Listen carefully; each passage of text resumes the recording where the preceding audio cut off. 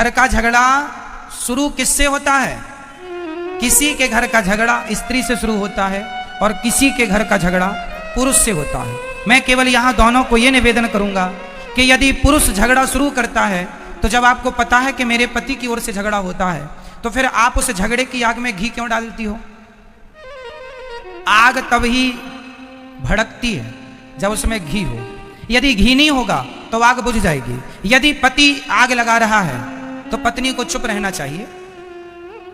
आप चुप रहेंगी, झगड़ा शुरू तो होगा पर आगे बढ़ेगा नहीं, खत्म हो जाएगा।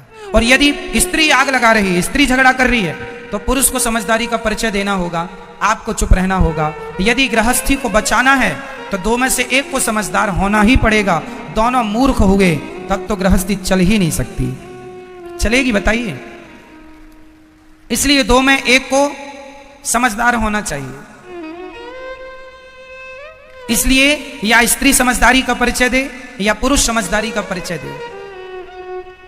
ज्यादा बोलने से विवाद होता है। गृहस्थों में आप बहुत गंभीरता से विचार करेंगे तो आप इस नतीजे पर पहुंचेंगे कि ज्यादा बोलने से विवाद होता है। ज्यादा ना बोला करिए और रिश्तेदारों से भी ज्यादा बातें ना किया करिए। और एक चीज और बताऊं, पति और पत्नी दोनों को अपने घर का भेद कितना भी खासम खास हो, कोई हो तुम्हारा अपना ही क्यों ना हो, घर के भेद कभी किसी से नहीं कहने चाहिए। घर की बातें आजकल स्त्रियां पति पत्नी में जरा सा विवाद हुआ जाके पड़ोसन से कह आती हो, तुम तो कल पति पत्नी मिलके एक हो जाओगी, पर पड़ोसन को तो तुम्हारी औकात पता चल ही गई ना।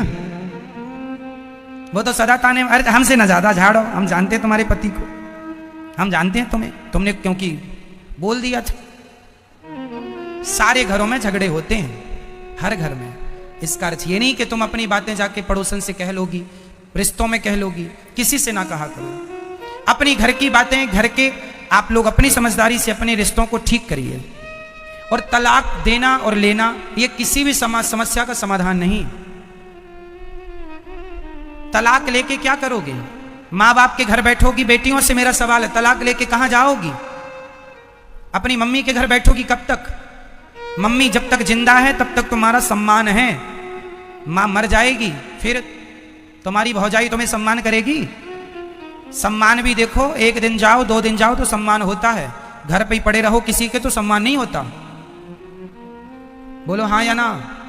साल में एक बार के लिए घर में भाभी आ जाए, भौजाई आ जाए, ननंद आ जाए तो भाभी भी सम्मान, आओ दीदी आओ दीदी आओ बहन। और 2-4 महीने के लिए बोल दे जाऊंगी नहीं तो टेंशन हो जाती, यहीं खाएगी अब। इसलिए मैया बाद में लड़ लेना अपनी भौजाई से। अभी सुन लो, केवल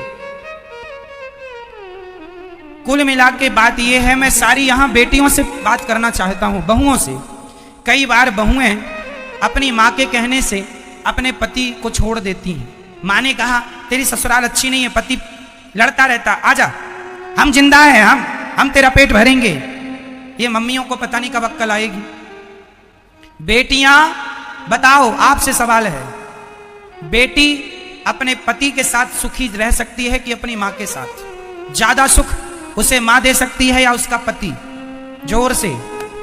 एक स्त्री का मां के साथ रहना उचित है या खुद के पति के साथ रहना जायज है? कहां रहना चाहिए? बोलो मेरी मां। अरे सिर ना हिलाओ, बोलो मेरी मां। किसके साथ? नहीं निकल रही आवाज। किसके साथ? मां के साथ, पति के साथ। हर स्त्री की भलाई पति के साथ रहने में है, ना कि मां के साथ रहने में। तुम पति को छोड़ के मां के साथ, तुम्हें ज्यादा अपनी मां की गर्मी है ना कि मेरी मां, मेरे मायके में तो सब कुछ है, हम कोई भीख थोड़ी मांगते थे, हम तो 56 भोग खाते थे। तो तुम्हें भी 56 भोग तब तक ही मिलेंगे जब तक मां जिंदा है। मां मर जाएगी, कुत्तों सी जिंदगी जीना पड़ेगा। हाँ या ना?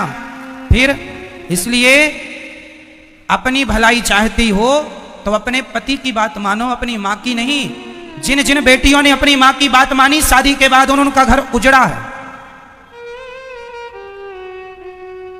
शादी के बाद लड़की को अपने पति की बात माननी चाहिए। यदि अपने माँ बाप की बात मानेगी तो मैं लिख के दे दूंगा स्टाम्प पेपर में, जो लड़की अपने माँ बाप की बात मानेगी उसका घर कभी बस ही नहीं सकता, चाहे वो कितनी भी समझदार क्यों ना हो। माँ बाप के हिसाब से घरों में बाग नहीं लगेगा, आग लगेगी। इसका एक जीता जागता मैं उदाहरण दे सकता हूं आपको, कहो तो दे दूं? दे दूं? तो सुनो, ये कथा मैंने एक दिन सुनाई थी पर इस मुद्दे पर नहीं सुनाई, इसलिए इस मुद्दे पर दोहरा देता हूं। महाभारत का युद्ध एक लड़की के पिता के कारण हुआ है। कौन है वो लड़की और कौन है वो पिता, सुन लो। महाराज शांतनु मत्स्यगंधा पर मोहित हो गए। कथा हमने सुनाई थी, केवल स्मरण कराएंगे आपको, समय पूरी सुनाने का नहीं है। केवल इतिहास से हम आपका परिचय कराएंगे कि जिस लड़की ने अपने माँ बाप की बात मानी उसके जीवन में परिणाम क्या हुआ। महाभारत की जननी कौन है आज मैं आपको स्पष्ट कर देता हूं। भीष्म पितामह गंगा पुत्र हो चुके थे। शांतनु का एक बेटा था, 14 साल की उम्र थी। भीष्म पितामह की उम्र कितनी थी? 14 साल का छोरा था भीष्म पितामह की उम्र। ये गंगा पुत्र थे। शांतनु गंगा जा चुकी थी, अपनी पत्नी के वियोग में ये तड़पते थे। एक दिन एक महिला इन्हें मिल गई, बड़ी सुंदर थी, उनसे विवाह करने का मन हुआ। उसका नाम था सत्यवती। मत्स्यगंधा भी कहते हैं, योजन गंधा भी कहते हैं। कई योजन तक उनके शरीर से खुशबू निकलती है, इसलिए योजन गंधा भी कहते हैं। ठीक है, मछली की गंध आती थी इसलिए मत्स्यगंधा भी कहते हैं। सत्यवती नाम है। सत्यवती एक केवट की बेटी थी, कथा हमने उस दिन विस्तार से सुनाई थी। तो केवट मतलब लड़की का बाप। चलो, अब लड़की का बाप चला हस्तिनापुर। हस्तिनापुर में महाराज शांतनु राजा थे। शांतनु तो अंदर थे। भेंट हो गई भीष्म पितामह से। उस समय भीष्म पितामह की उम्र कितनी थी? 14 साल के बच्चे से भेंट हो गई। तो जो लड़की का पिता मतलब मत्स्यगंधा का, सत्यवती के पिता जो केवट थे, उन्होंने कहा, एक लड़की के बाप की दास्ता कह रहा हूं। उस व्यक्ति ने कहा, लड़की के पिता ने कहा कि कहो कुमार, राजकुमार, तुम्हारे पिता का दिल मेरी बेटी में आया है, शादी करना चाहते हैं। तो राजकुमार ने कहा, भीष्म पितामह ने कहा, जब मेरे पिता का निर्णय है और आपका निर्णय है तो आप देख लो। तो लड़की के पिता ने कहा कि मैं शादी तो कर दूंगा पर मेरी बेटी तो इस घर में नौकरानी बन के रहेगी। क्यों? क्यों नौकरानी बनेगी? भीष्म पितामह ने पूछा। तो लड़की के पिता ने कहा, आप तो राजा के पहले बेटे हो, राजा तो आप ही बनोगे, और हमारी बेटी का जो बेटा होगा उसकी तो कोई पूछ नहीं होगी। तो भीष्म पितामह ने तुरंत प्रतिज्ञा की, मेरे पिता की खुशी यदि इस महिला से है तो मैं आपको वचन देता हूं कि मैं कभी विवाह नहीं करूंगा, मैं कभी विवाह नहीं करूंगा, और इस गद्दी पर आपकी बेटी से उत्पन्न हुआ बेटा ही बैठेगा।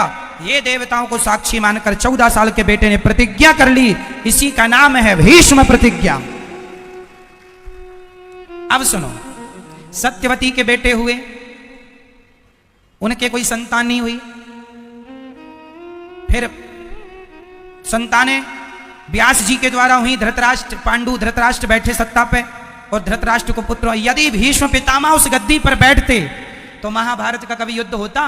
हमेशा लड़की के माता पिता अपनी बेटी का भविष्य बनाने के चक्कर में वो ये भूल जाते हैं कि इनके ससुराल में किसकी हानि हो रही है, किसका भला हो रहा। वो केवल अपनी बेटी का भला देखते हैं। और तुम बेटियों को अपने पति का भला सोचना चाहिए कि आपके पति का जिसमें भला हो, आपका जिसमें भला हो, वो निर्णय आपको लो। क्योंकि ससुराल पक्ष जो मायका पक्ष होता है वो हमेशा एक ही तरफ से वो निर्णय देंगे जिसमें केवल आपकी भलाई है।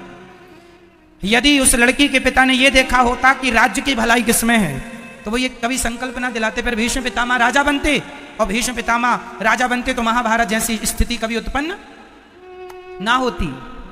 केवल यही बात समझाना है आपको कि शादी के बाद मेरी बहनों, मेरी बेटियों, हाथ जोड़ के कहता हूं, हाँ, यदि ससुराल में आप पर कोई अत्याचार हो रहा है तो आपके माँ बाप का बोलना जायज है, उचित है, पर बात बात में उंगली करना जायज नहीं है। छोटी छोटी बातों में भी माँ बाप उंगली करें, इससे रिश्ते टूट जाएंगे, खत्म हो जाएंगे। 100 में से 95 रिश्ते माँ की गलती से, लड़की की माँ की गलती से टूटते हैं।